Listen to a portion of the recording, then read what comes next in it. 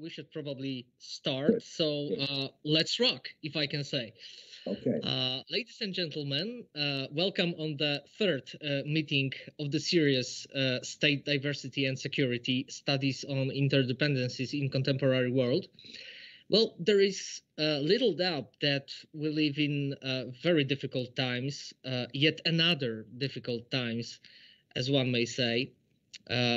War and dramatically changing security landscape, COVID-19 pandemic, and last but not least, climate change or climate catastrophe. And these are the issues that truly violently attack our consciousness. They are of vital, practical importance, and at the same time, they are extremely interesting scientific problems as they put our theories to, let's say, majority test.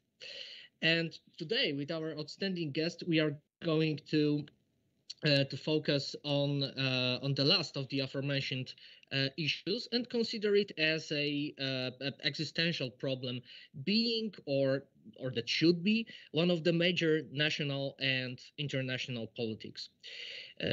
Ladies and gentlemen, you probably know and understand that there is no academic syllabus concerning international politics without reference to Robert Keohane, and there is no serious debate on global issues without reference to Robert Keohane. And well, here he is, Professor Robert Keohane himself from the Princeton University. Professor, we cordially welcome. Thank you very much for the invitation, for the welcome. Professor Keohane is going to give a short lecture now, and then our invaluable Professor Marcin Grabowski will conduct a discussion with our outstanding guest. And after that, there will be time for your comments, your questions, dear listeners, dear participants, which you can write actually in the chat box. So now, Robert, please, the floor is yours. Thank you very much, and I think you're going to put up some slides. Okay. And I'll indicate whenever I want to switch slides. There aren't very many. You'll be happy to know. Well, I'm very happy to be here, and thank you for inviting me again. I'm going to talk about climate change. At the end, I want to say a few words about how it connects to this terrible invasion by Russia of Ukraine and the subsequent conflict, because there are connections, I think, mostly bad ones, between the Ukraine-Russia conflict and climate change. So I'm going to focus first on climate change by itself. Then I'm going to focus a little bit on coal communities, because both Poland and the United States have large coal sectors, large and declining coal sectors. And there is a new paper I want to talk about by some colleagues and former students of mine on this topic, which is quite interesting. And there are some research opportunities which I think might be there for Polish political scientists especially. And then I want to say a couple words about the Ukraine issue. So as we know, the existential dangers to humanity of climate change are great. In 2014, the world was headed for 3.7 degrees global warming Celsius. And we're now headed about 2.4, which is way above the 1.5 degrees that scientists have said it's not safe itself, but it is the maximum limit that one would want to be at. So we're likely to go by that. I'm not optimistic. So I'm an American political scientist, but speaking to Polish academics. So I want to focus especially on what the political economies of our countries have in common. For example, the coal industry, and then, as I said, I will address a few questions arising about climate change arising from Russia's invasion of Poland. So there are 5 headings for this basic part of the talk, and you'll see them as they come. Next slide, please. I think there's a list of them. Yeah. So I'm going to talk about the context of climate change politics, the structure of political economy of climate change. I'm going to talk about political inertia as a general issue, because I think inertia is a critical issue We're not making much progress, and the question is why. Briefly mentioned, but not much, because you know more than I do probably about the EU as a climate leader. Then I want to talk about the United States as the potential climate leader. That's going to be the core of my talk. And then I want to talk about coal communities and climate politics issues. So next slide, please. So structural realities, most of these are familiar, but let me emphasize them because they're crucial. It's clear a clean, cool atmosphere and oceans is a common property resource. Now, a common property resource is essentially very similar to a public good, but it is depletable. So in infinite supply.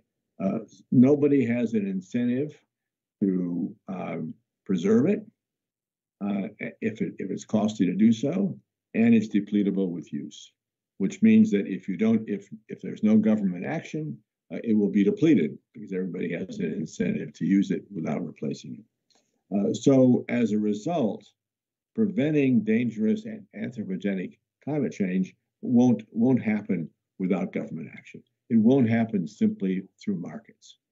The markets may be part of the solution, but they're not a complete solution. It's clear that government action, in fact, the word coercion is necessary here, that some sort of legal coercion is essential to preserve the climate.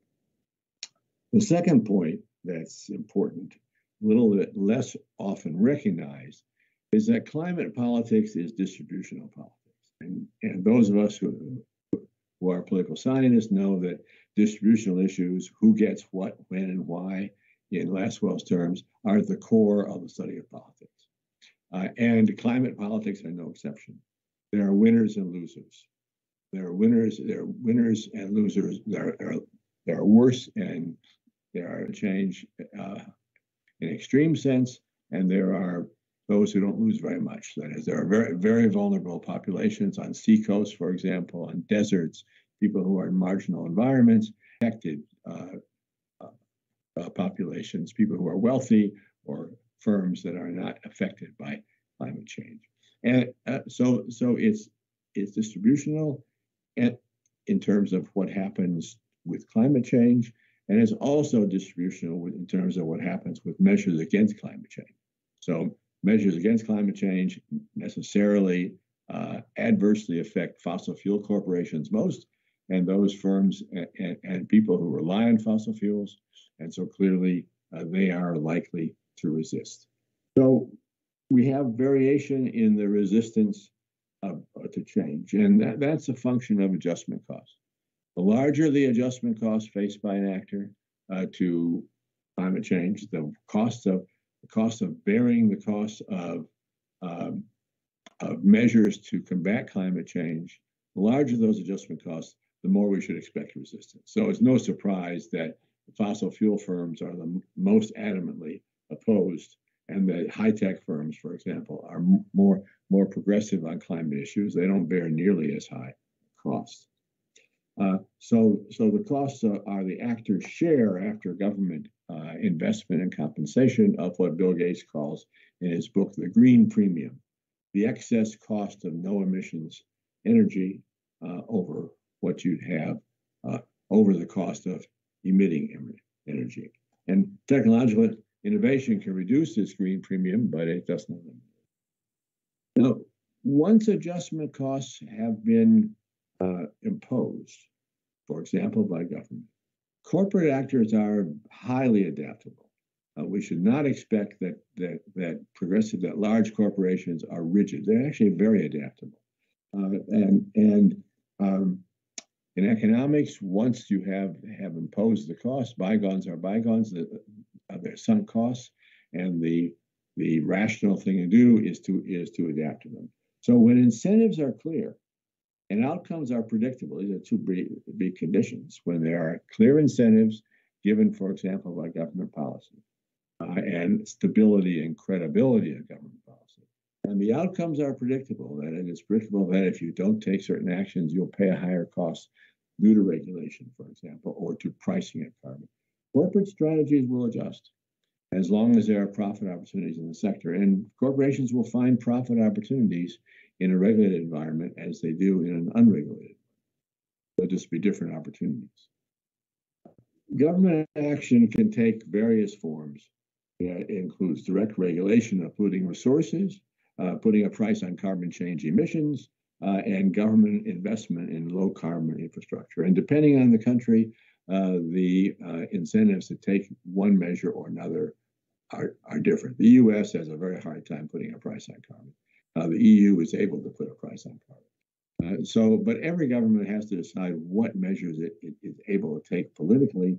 And the key point is that the policy needs to generate strong incentives for industry and for individuals to act. It has to create an enabling environment for corporations and entrepreneurs that want to take action and a level playing field so that those who take action aren't disadvantaged. So incentives are crucial. And so to emphasize the point on the screen, government policy needs to get the incentives right. And the easiest and best way is pricing carbon, but there are other ways to do it. The next slide, please. So political inertia is a general issue, and I want to focus on 4 aspects of political inertia in democracies. I'm not talking about autocracies here. They have lots of inertia, but it's a different set of reasons. In democracies, various organizations and groups can veto policies. So choices of which strategies to select depend critically on their ability to overcome veto points. Governments have to generate coalitions that are capable of legislative action. In the US, as you probably know, it's extremely difficult, especially in a polarized environment. But you have to get around, you have to somehow either persuade the veto groups, the groups that are able to block action, or to pay them off, or somehow, or to override them if you have the political ability to do so. And these effective coalitions need to include supportive publics, but probably more important to me, they need to have support from, or at least neutralize, concentrated industrial interests. At least my view of American politics is that it's not purely democratic. It's driven heavily by business and corporate interests. And if you don't get them to agree and even to support some coherent measures on climate change, you're not going to get it through. Political inertia strongly hinders rapid change for the 3 next reasons on the screen. There are established interests, which are adapted to the status quo, which grew because they were able to thrive in a low-cost fossil fuel environment. They have higher employment, larger financial reserves, and more institutionalized methods of political influence than the new industries. So if you compare the U.S. fossil fuel industry with the U.S. renewables industry, there's no comparison in terms of their political influence, even though the renewables industry is a growing one. In fact, it employs a lot of people. The second advantage that the established institutions have is institutional stasis. Political institutions were created for a high carbon world. They're adapted to a high carbon world. Institutional change is costly. Government institutions and other institutions are used to operating in a world where carbon is cheap. And finally, there's something called network lock-in, which is very important for the complexity theory part of the story. All parts of a network have to change at the same time, more or less simultaneously, for it to be sensible to make it. So there's no point in buying an electric vehicle unless you have charging stations. And there's no point in having 3 or 4 charging stations. You have to have a network of charging stations. So wherever you want to go within the range of your vehicle, you can recharge your car. So there's a huge issue of externality here. There's a huge need for an overall structure, and it's you have to change the whole network. You can't just change one thing at a time, and that makes it harder.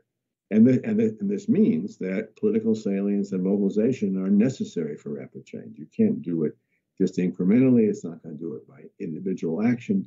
It's going to take collective action. It's going to take collective action led by government. All right, next slide. So I'm not going to talk much about Poland, in the EU, I don't have to remind you that the EU is the world climate leader. The Green Deal is way ahead of the rest of the world. There's the EU now has a functioning EU ETS system. It took a while to make it functioning, but it's now functioning with a serious carbon price. So Poland will continue to face pressure to act. So you don't have the kind of choice some countries do to try to hide from these climate carbon issues that hope nobody pays attention because it's too much into the EU to be able to hide. So next slide, please. I want to talk a little bit about the U.S. as a potential climate leader. And this is a little bit less conventional. I think the U.S. is a potential climate leader, and it won't always be a lagger. There are two principal reasons. First, the liberal elites in the U.S. know that if the U.S. doesn't take the lead on climate, nothing will be done. And they, that is we, people like me and others, care about climate issues. And this is it's not universal in the political class. It's certainly not universal in the public, which maybe 30% is not really aware of the importance of climate issues, according to polls. But it's certainly true of the corporate and educational and nonprofit sector elite and the government bureaucracy. So there's a lot of pro-climate action issue. The chief hindrance is political and especially centered in the Republican Party. And secondly, leaders are now committed to this 3 or 4 years ago. And that's the big change, I think, that U.S. climate policy is going to be driven, I think, by business and finance. I don't think it's going to be driven by a popular movement. I'd like to believe that, but I don't. I think it'll be driven by, for a number of reasons, by U.S. corporations and finance. The first reason is that technological change is a big positive part of the story. It's happening very fast. It's very clear from recent reports of the National Academy of Sciences and Princeton University that the cost of decarbonization, that is net zero carbon by 2050, that cost is actually very low. It's trivial. It's virtually equal to the cost of maintaining a fossil fuel economy. What is different is that it requires a huge investment now upfront in renewable energy, especially, which has a big upfront cost and then a much lower operating cost because you don't need fuel. And so it balances out over time, but it requires a big push first. But the technology is there, and you couldn't have said that 10 years ago. But it's remarkable how various technologies, including battery technology, electric vehicle technology, have followed Moore's law. That is every year, 18 months, they have in cost. So you have this extraordinary, or at least are reducing cost by a lot. So this extraordinary reduction in the cost of renewable energy. Secondly, as I said, the renewable energy has no operating cost for fuel, obviously, and so it's an attractive strategy for corporations with access to capital, with technological expertise.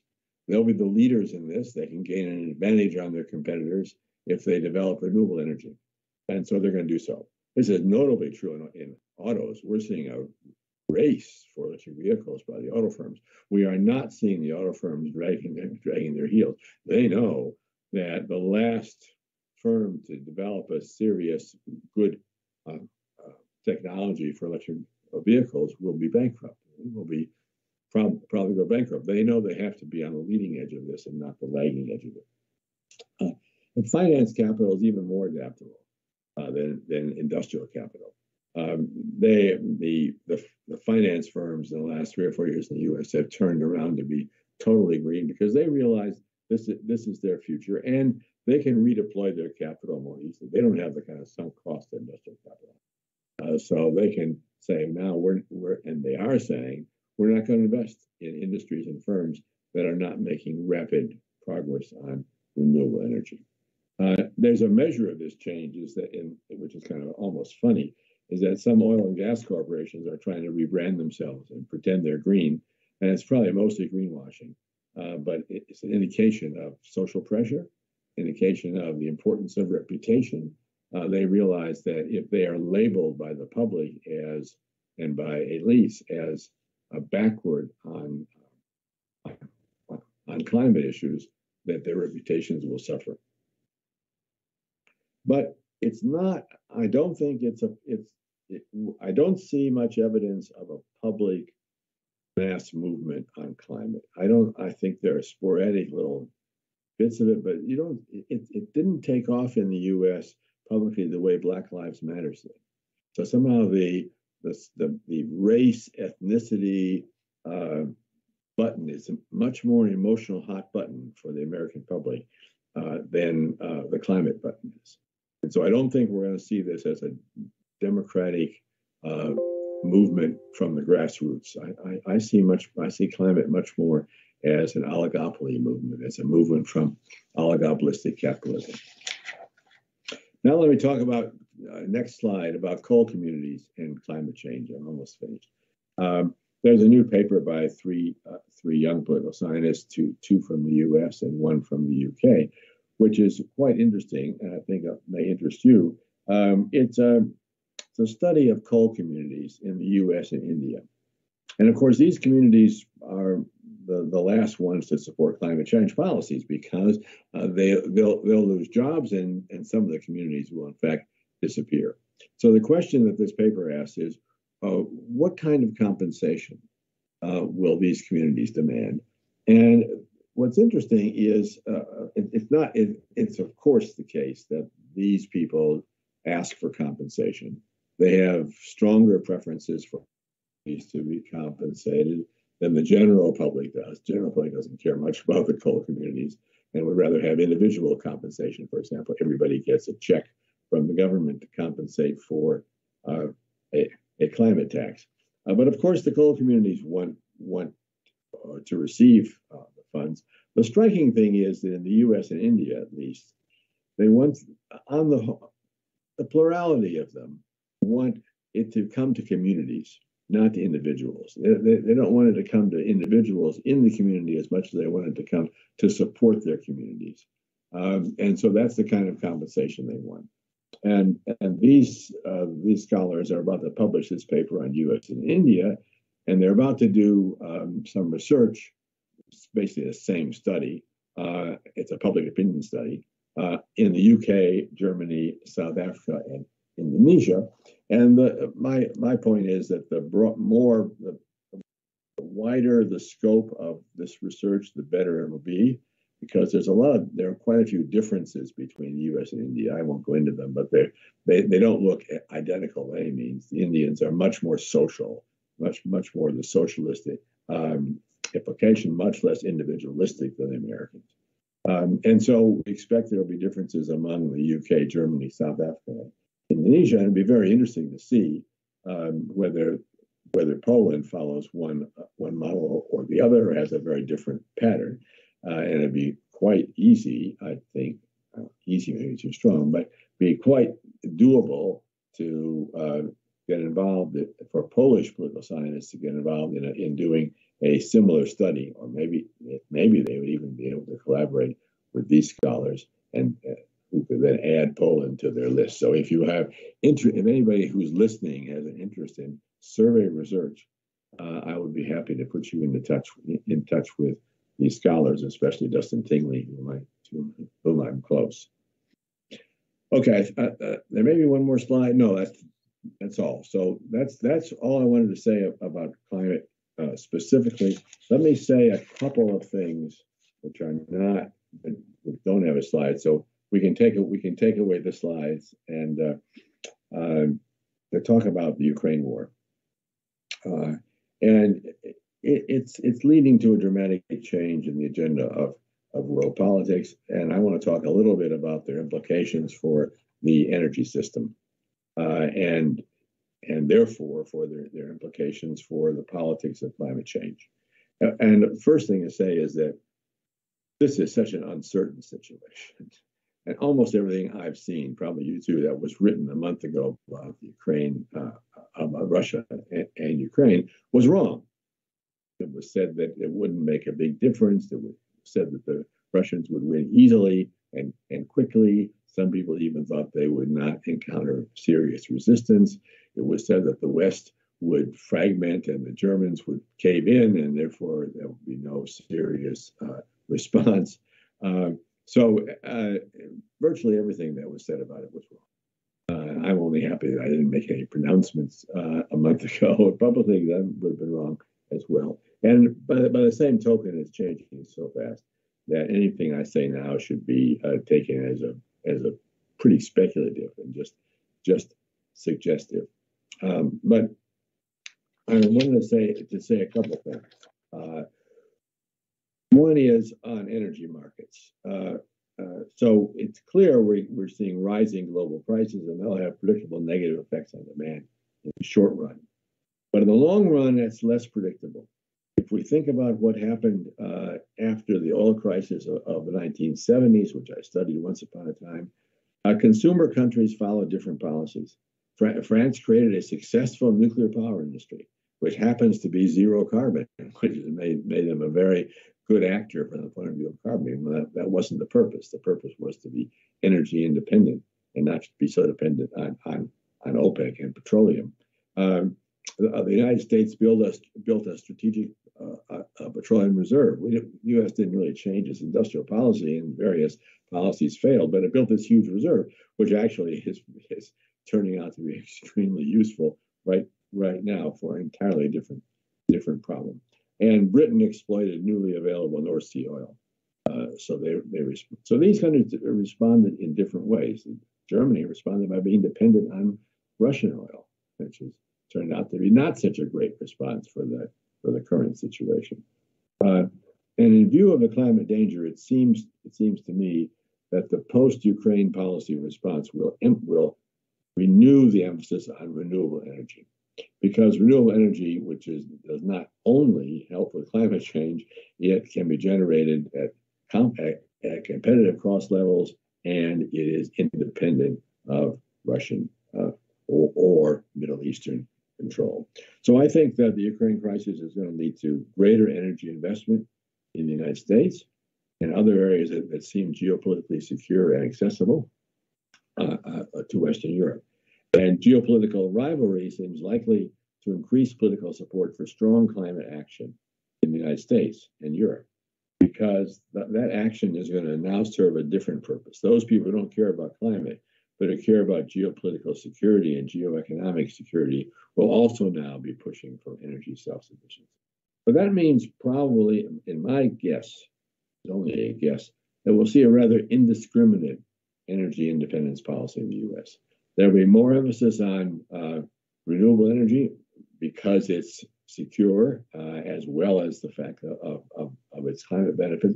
But there'll also be more emphasis on infrastructure for fossil fuels, because the U.S. has lots of fossil fuels, and that's a secure source for the United States, and a source of power. Having the ability to export oil and gas is a clear major source of power for the United States. So we're going to see a policy like that, which can be justified on geopolitical grounds, generating support from Republicans who don't care about climate change, but who do care about geoeconomic security and national security. And so it's going to broaden the coalition that supports energy investment. Now, the effect on the UN Framework Convention on Climate Change process, the UNFCCC process, will be bad, I think. That process will be damaged. The U.S. will turn inward to solve energy problems and backstop European energy needs. Cooperation between the U.S. and China on energy will suffer from their geopolitical rivalry as long as China is backing Russia. Countries such as India, with historic ties to Russia, may be more reluctant to cooperate in a process increasingly seen as led by the West. And some Middle Eastern countries, such as the UAE, United Arab Emirates evidently see incentives in leaning toward the Russian side. So the UN has already been damaged by the outbreak of warfare in Europe. The UN was unable, no ability to stop it, and will have even less prestige as a centerpiece of energy and climate policy. So I expect a more nationalistic orientation toward energy policy, more action on energy investment, some of which will be renewable, some of which will not, and less movement at the international negotiating level. So those are my comments. I'm really looking forward to your questions and your own comments. Thank you. Thank you very much, Robert. We have a lot of things to think about. Well, now, Marcin, please do the honors. Thank you, Piotr. Thank you for giving me the floor, and thank you, Professor Keohane, for this amazing speech, addressing not only the problems that you've highlighted initially, but also the current challenges connected, especially with the war between Russia and the Ukraine. And if I may use this moment to discuss, I have a set of issues to be considered, and if possible, I would be really happy if you could address it, starting with this classical dilemma that was addressed in your book, co-authored with Joseph Nye, namely the problem first whether Euro-Russian and relations interdependence is a complex interdependence, and if so, whether sensitivity vulnerability dimensions are a problem for the EU. Because my approach is we are indeed sensitive. Yeah, we have short-term possible problems, but we are not vulnerable on Russia. This is very easy then to just give up our dependence on Russian oil and gas with certain costs at the beginning, at the front, but then with a large benefits after. The question is whether you find it worth addressing, is whether you find accelerating this process of getting rid of cooperation with Russia worth financial costs that will be embedded at the front at the beginning. That would be the first issue. Second issue is connected with European climate change regime. I'm, by the way, really happy we got this innovative approach here, saying, yeah, US is a potential, even though not actual leader in climate change. And I'm pretty sure that can be the truth, and it is a truth. Tesla was not created in Germany, in France. It was created in the US because US automotive industry was not so good in lobbying to keeping what they were producing. Yeah, it's German or French car producers could be stronger in lobbying against. That's my approach. So US is to a certain extent an actual leader, and then possible leader in other dimensions. But then if we think generally about climate change regime, I see set of risks, and then I would refer to three of them. The first is a risk connected with abusing the position of or the structure of your economy in imposing certain regulations. This is the case of France you've mentioned. And if you look at the negotiations of climate change regime in Europe, France was actively playing this extra carbon tax game, let's say, because it's basically zero emission in terms of energy production. Yeah, shall we not think about compensation in this respect? So whether we were not too easy accepting the problem of building this extra value added or competitive advantage for France, because France had better negotiators, and we should have done something else. Second issue is connected to the global system. The global system somehow is affected by our decarbonization. Yeah? So many industries were removed from Europe because they were too harmful to environment. That's truth. But European emission norms are much stricter than the global norms or norms outside Europe. So if staying in Europe, they would have to follow strict regulations. If leaving Europe, in absolute terms, they bring more emissions if they produce in India, China, etc. Yeah.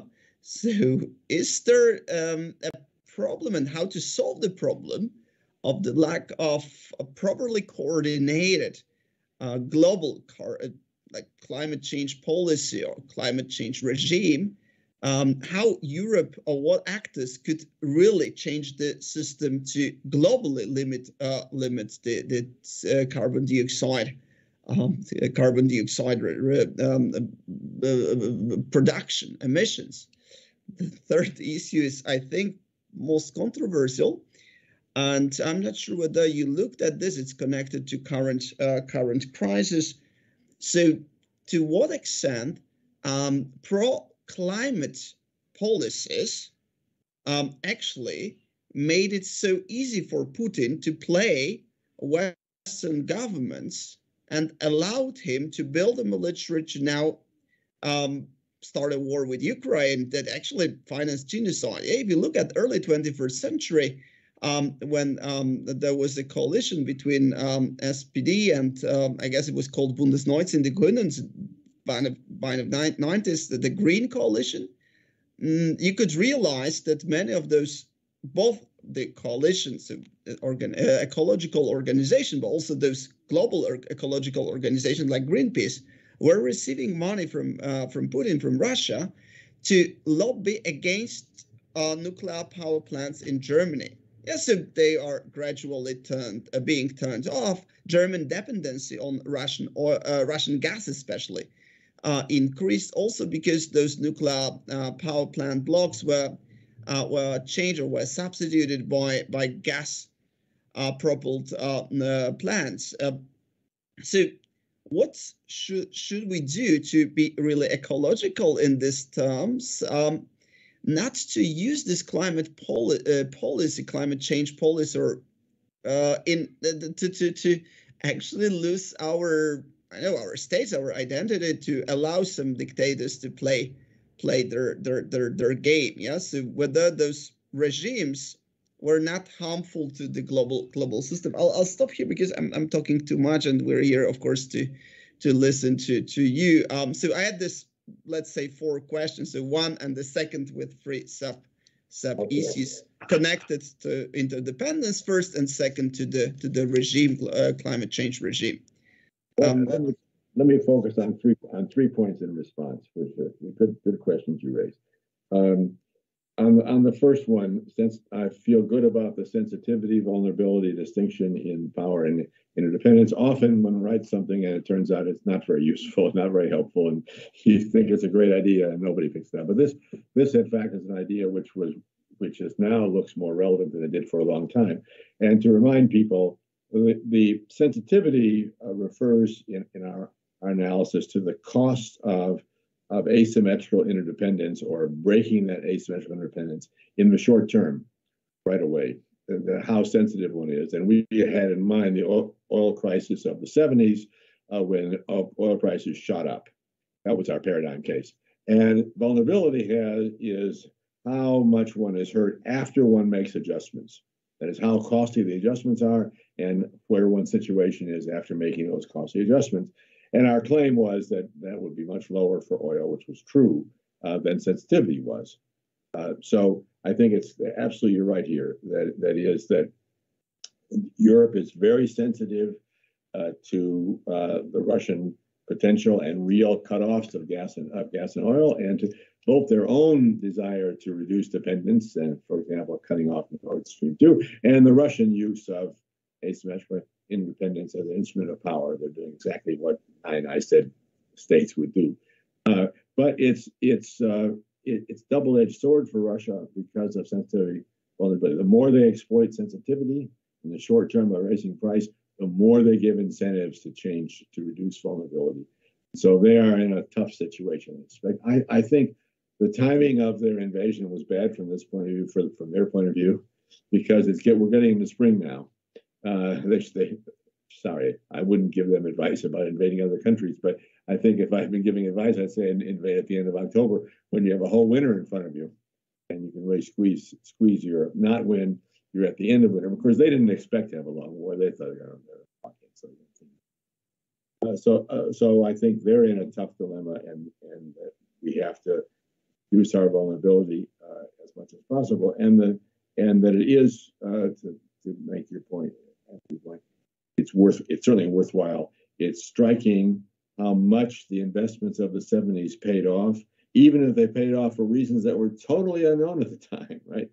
Building an insurance policy is a pretty good idea if you're wealthy and vulnerable to a lot of problems. Might be some other problem we haven't even thought about yet in 30 years, for which it would be good to be energy.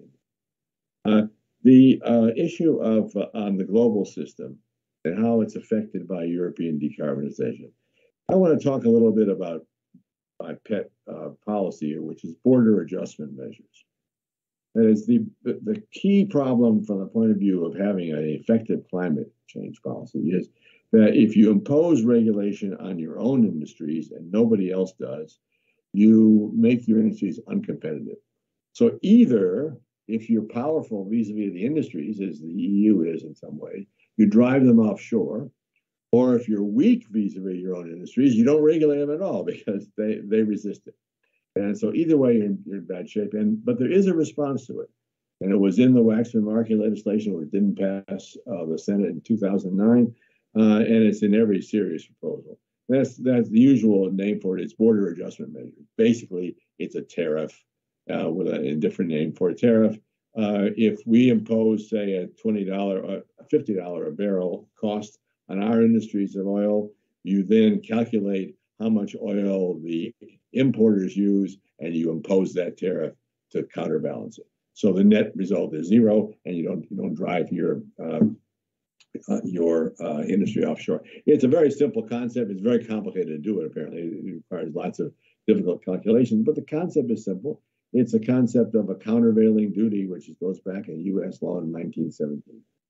That's the basic principle. So I think that's what states will do. I think that any serious measure, and the Europeans are doing that too. Any serious measures to impose regulation or a carbon price on one's own industry will be accompanied by border adjustment measures to, insofar as possible, impose them on everybody else.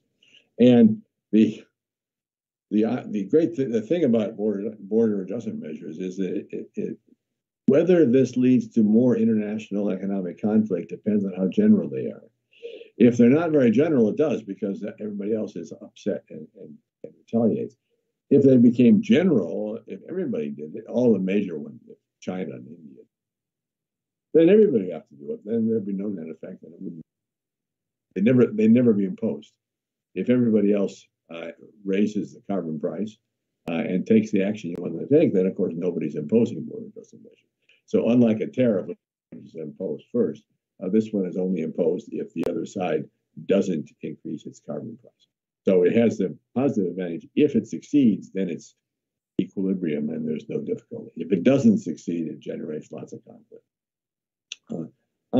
Did pro-climate policies make it easier for Putin? I don't think so. I think what made it easier for Putin was the self-indulgent policies of the radical European left to get rid of nuclear power, despite lack of any scientific reason for getting rid of it.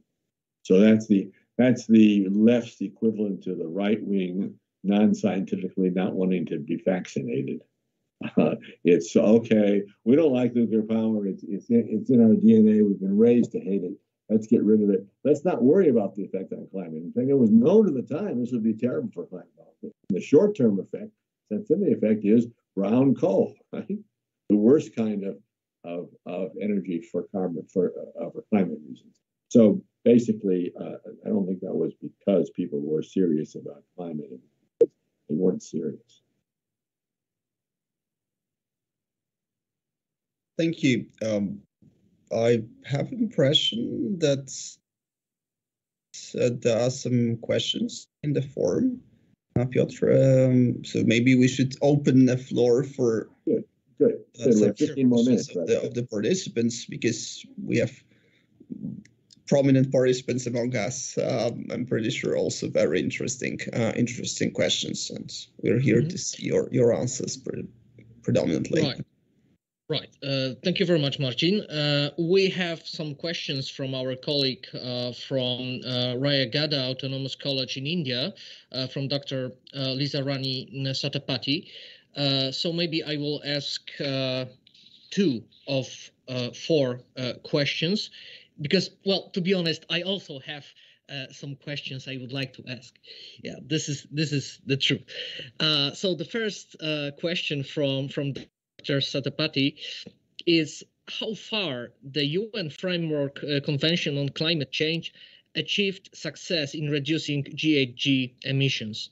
And the second one, what are the steps to be taken to make the CDM process successful in achieving sustainable development in developing countries with higher carbon reduction projects? So these are the questions from our colleague. Okay, so I think that the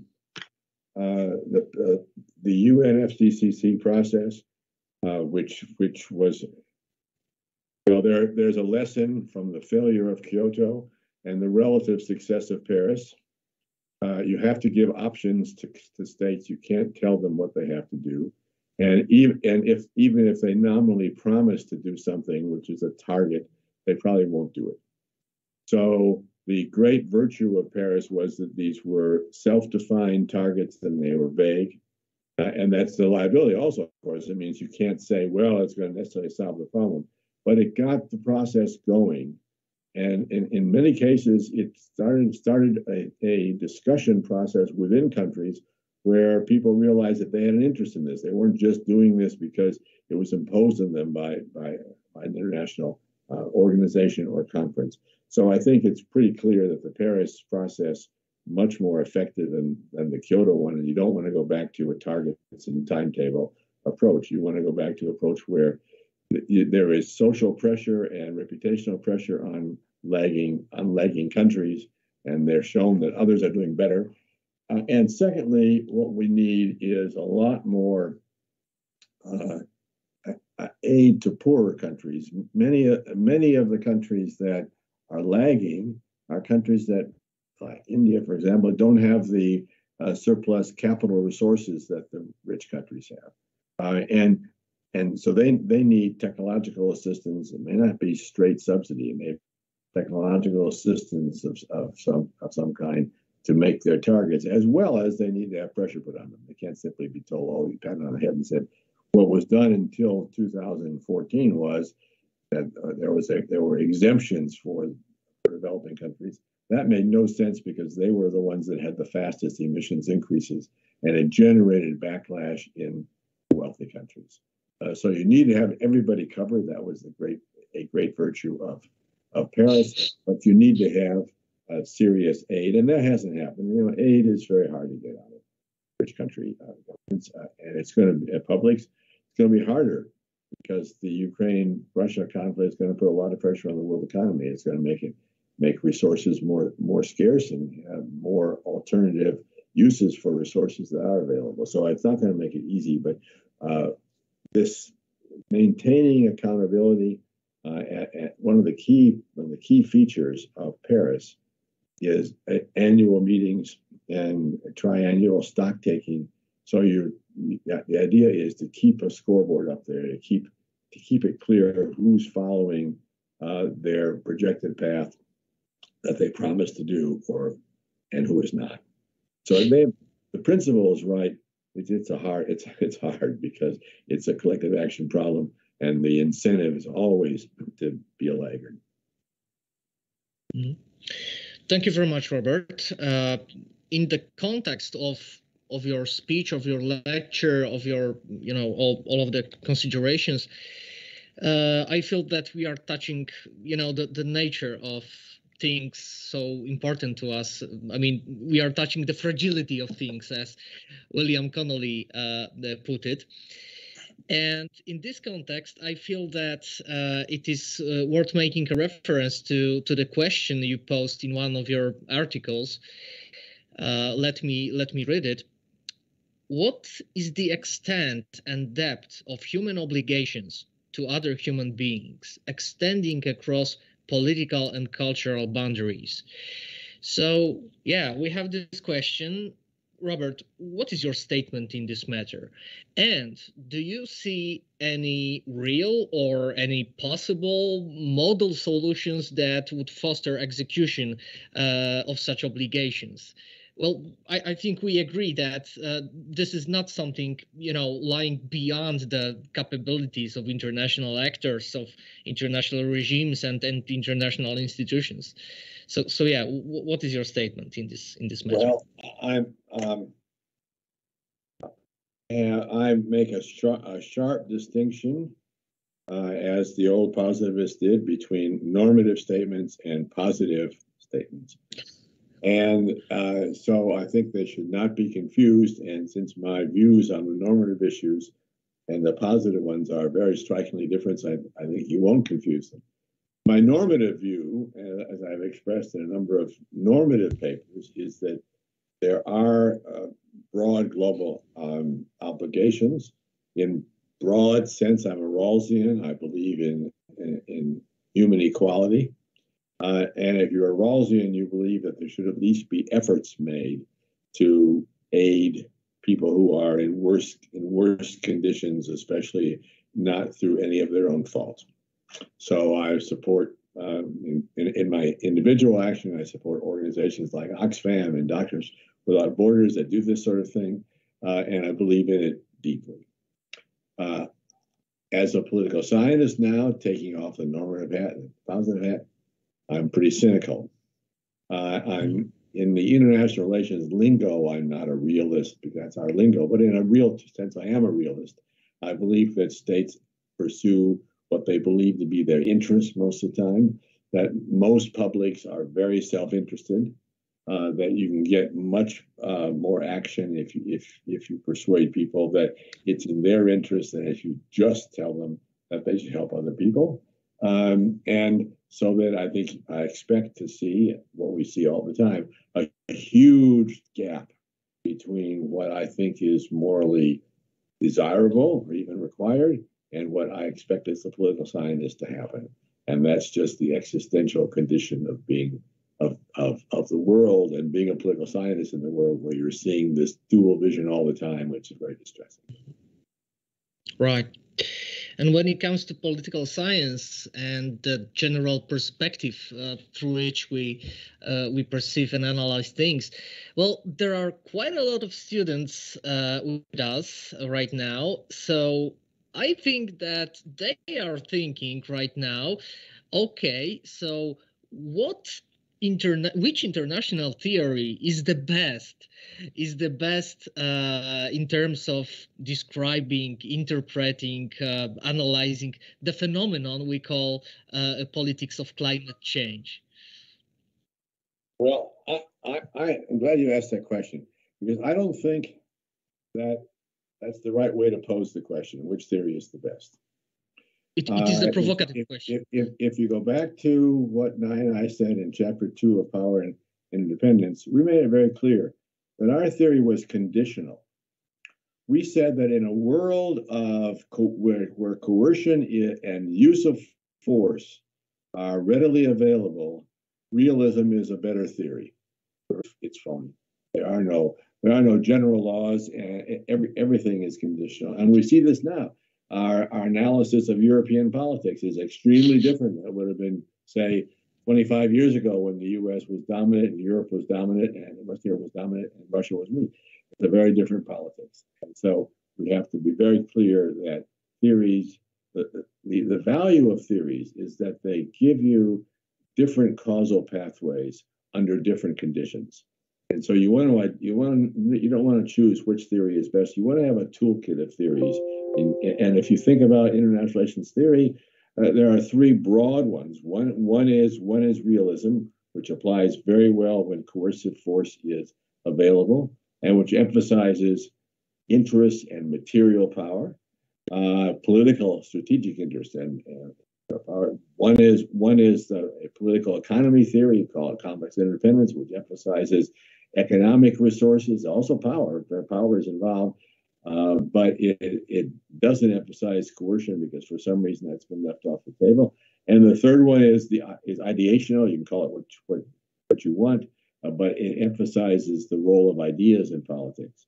And I think all of those theories are operational at different times. I think you have to ask about the ideas theory. You have to be pretty clear. It's probably most important in a benign situation where you can rule out many of the interest-based theories because people aren't pursuing them.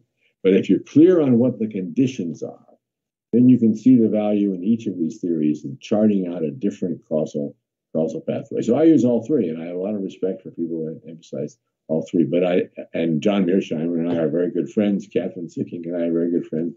I think there's a lot of value in both their perspectives. They're very different. But you always have to ask them about the conditions.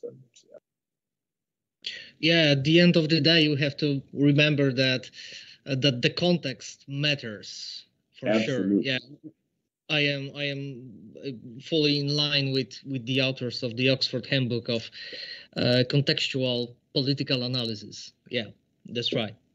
I have to admit, Robert, that I have quite romantic or idealistic attitude towards public international law, maybe also because of the people with whom I have opportunity to cooperate, like Michael Byers, like Charlotte Koo, Beth Simmons, Professor Kuźniak, who is with us today. And thus, my question here is, as Francis Boyle once put it, the question about the ability of international law to contribute to successful management or solution of such problems as, all the things connected with climate change. Is there such ability? And haven't the climate change problem undermined such ability of international law?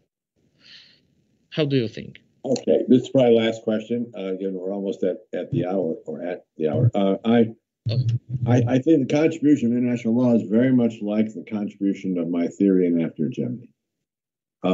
That theory basically says, this theory only applies if there are unexploited joint gains.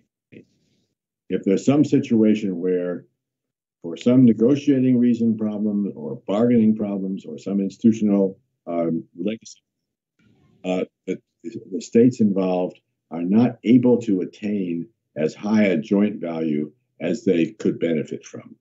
If there's no, and that's the notion of the Pareto frontier.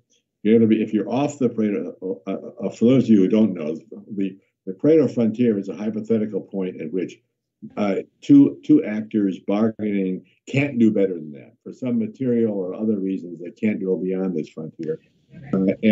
But they can be below it. They can make mistakes and have things wrong, be way below the frontier. That is, if they're below the frontier, there are unexploited potential joint gains.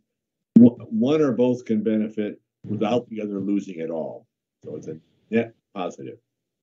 If you're below the Pareto frontier, which I think in many parts of world politics one is a lot because of legacies and of institutional barriers and of domestic politics. If you're below the Pareto frontier, then either my institutional theory or international law, which I have a lot in common here, can be valuable. They can tell you how to get there. If you're already on the frontier, or the frontier is closed in because somebody wants to use coercion and conquer another state, then you don't have a chance. Beth Simmons is one of my 4 or 5 best students in my life, and so I'm glad you mentioned Beth. I'm glad you mentioned Michael Byers, who was a colleague of mine at Duke a long time ago. Thank you very much, everybody. Good questions. I enjoyed the call, and thanks for asking. Thank you very much, Robert. Would you agree to answer one more short question, because Marcin was raising a hand? Okay. okay, that wasn't maybe crucial, but I still wanted to refer to the book you have behind you and ask you whether it's functional self-interest, rational choice for Poland to get decarbonized, having such a huge deficit of coal. How would you advise our maybe not the government, but people that are supporting decarbonization here to get rid of coal based on your theory of regimes and the reasons based in rational choice theories, functional theories, self-interest? Why should we get rid of coal in Poland? You should drive a hard bargain to do it. You should get rid of coal because if you don't, you'll be under continual pressure to do so. You'll pay a cost in the European Union, and so in the long run, and probably you have to. I'm going to be a hard realist about this. You have to calculate how your bargaining power is going to change. And my guess is that you're at a fairly now. It's a pretty good time to bargain for compensation for getting rid of coal, because the European Union wants you to get rid of it. And furthermore, now that we have the Russian situation, they're much less likely to drop the hammer on you and be coercive towards you. You have more bargaining leverage than you had 2 months ago. And so the temptation when you have more bargaining leverage is to put it off and not do things that are hard. But usually the better strategy politically is to take advantage of greater bargaining leverage. See what kind of credible promises, not incredible promises, not the kind of promise we gave Ukraine in 1994 to protect them. What kind of credible promises you can get, preferably backed by allocated funds over a long period of time that are already committed to modernize Polish industry to make you not reliant on coal.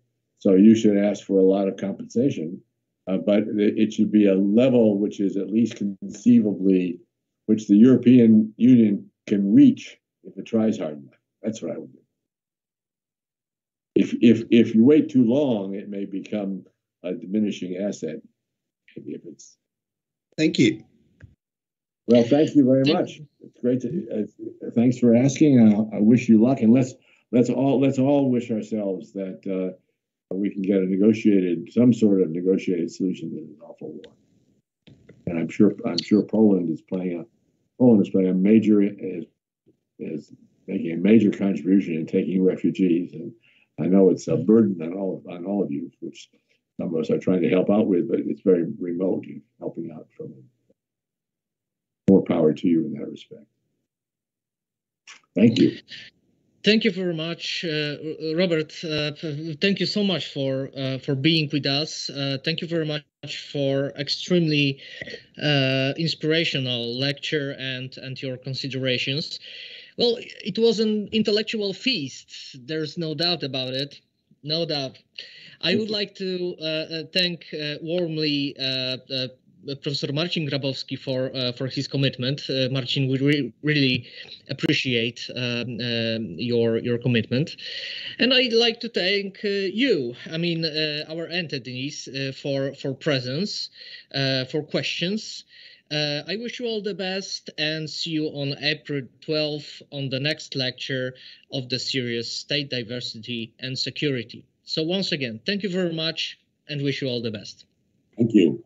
Thank you. If I may say one word at the end, I want to thank Piotr for organizing this lecture series. This is really amazing. You're able to reach such a great speakers, people that are iconic. And Robert, that was about you. Thank you for this huge effort to organize everything. So I'm really honored. I was able to contribute to this. So thank you, and congratulations. Thank you. Thanks for your question. Thank you so much. Thank you so much.